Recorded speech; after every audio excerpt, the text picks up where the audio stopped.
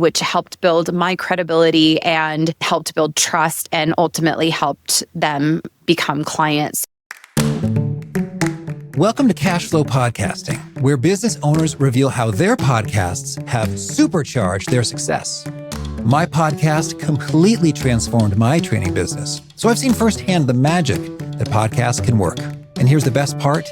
You don't need millions of downloads to boost your business's revenue and impact. Let our guests show you how. Nicole, welcome. Hello. Thank you for having me. Well, I'm so excited to hear about your podcast journey on two fronts, a stroll down memory lane for the past and now what you're up to in the current day. So could you orient us a little bit? If we go back in time, set the scene for us. What are you up to? What's your business? And what got you thinking, maybe a podcast makes sense here? Yeah. So from the beginning of 2018 until specifically September 1st, 2023, I launched and built a company called Authentic Conversion. I sold it September 1st, 2023, which is why there's that marker.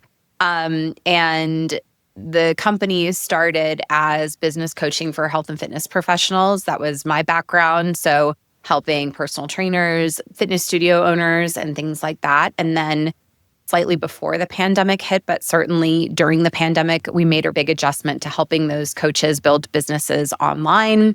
And then after a couple of years, we opened up to working with all different types of coaches. So other business coaches, spiritual coaches, life coaches, all different types of finance coaches, all the things. That business built quite quickly. I was definitely in at the right time. I had a great program. I had a lot of credibility and experience. And as we were really expanding, 2020 was just a very easy time to expand. When you're teaching people to build online businesses, we tripled that year, I think. And then, I was just looking for other ways to be out there all the time in front of as many people as possible. And a big part of what made me successful that I always focused on, whether it was in my fitness studio business or in my business coaching, was nurturing our audience. And so adding a podcast to the mix where I worked with your company, Cashflow Podcasting, and I was releasing a weekly episode. It was, somewhat helpful for new discovery, but where for me it was the most helpful was in having this huge database of content that talks about all these different things that our clients wanted to know about, and having that out there for people to listen to, which helped build my credibility and helped build trust and ultimately helped them become clients. So really that's where I saw it fitting in the most for that particular company. Absolutely. And that is a theme we've heard over and over again, especially in a crowded world where there's lots of advice from lots of places. Who do you trust? What do you choose to tune into versus tune out of? And a podcast helps you do just that. Could you share a little bit about how you knew that it was achieving that goal? Yeah, people would reference it all the time.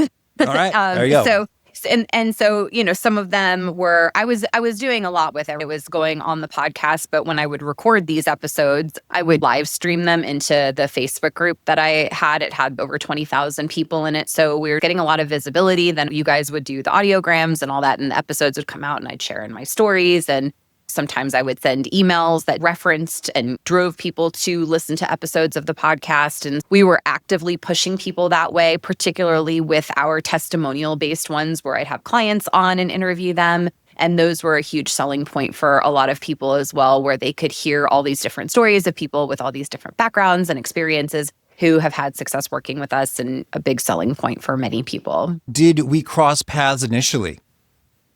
Honestly, I don't remember. Okay, no problem. I want to say maybe it was through a mastermind that I was part of and someone suggested, but I honestly can't remember. But I don't typically Google search stuff like that. I want to have an introduction or a recommendation. So if I had to guess, that would be it. Oh, sure thing. Well, no, that makes sense. There's trust again. And I'm thinking no matter there's a lot of domains. It's interesting to just reflect on that. Like if you're buying a pair of socks, that's probably, okay, I don't need a a human's recommendation on that, most likely. Although they still help darn tough. I love them for what it's worth. So a recommendation, most likely, is what kicked it off. And then what happened? Then it was just really easy. One of the things that I liked about working with your team was that it was all done for me. All I had to do was record the episodes each week, put them in Dropbox, and then the team took care of the rest because I have no interest in editing video and doing all the things that you guys really took care of. I hear that absolutely. Especially when you're running a business, you have a lot of other things on your plate. And I will go so far as to sometimes quantify what is the approximate cost and value of different activities. And as a business owner, the value of an hour spent on any number of things that need doing tends to be rather high. And freeing up those hours is powerful.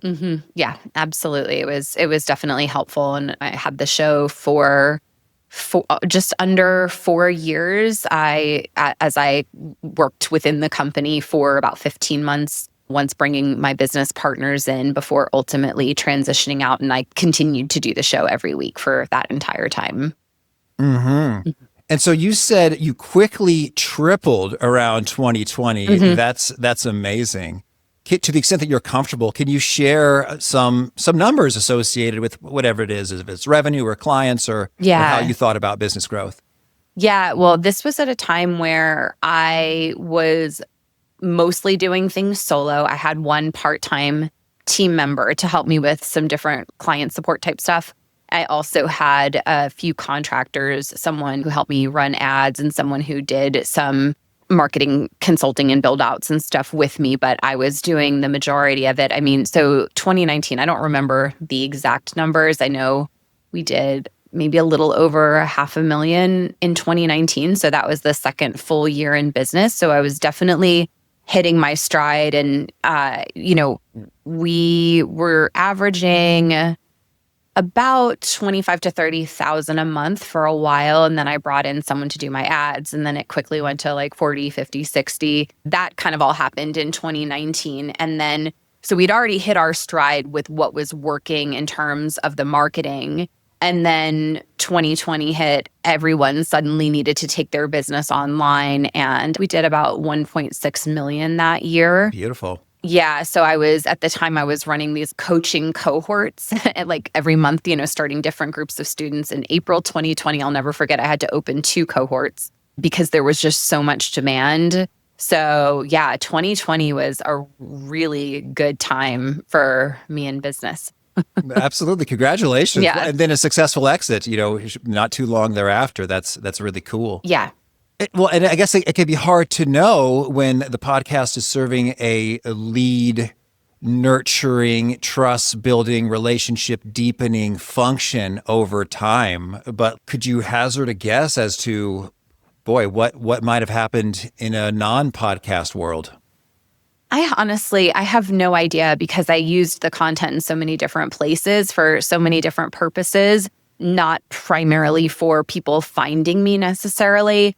But I think, where I really appreciate it the most right now is that since exiting, I took close to a year off and recently just launched a brand new show, totally different topic, totally different niche. And so I feel like doing this previously in a lot of ways prepared me for this creative project that I wanted to pursue now. All right, Nicole, thank you. All right. Thank you for having me. Thanks for joining me today. If you're ready to start your podcasting journey to grow your thought leadership and boost your revenue, schedule a call with us at cashflowpodcasting.com/chat. Don't wait to take your business to the next level. I'm Pete Mockaitis, and until next time.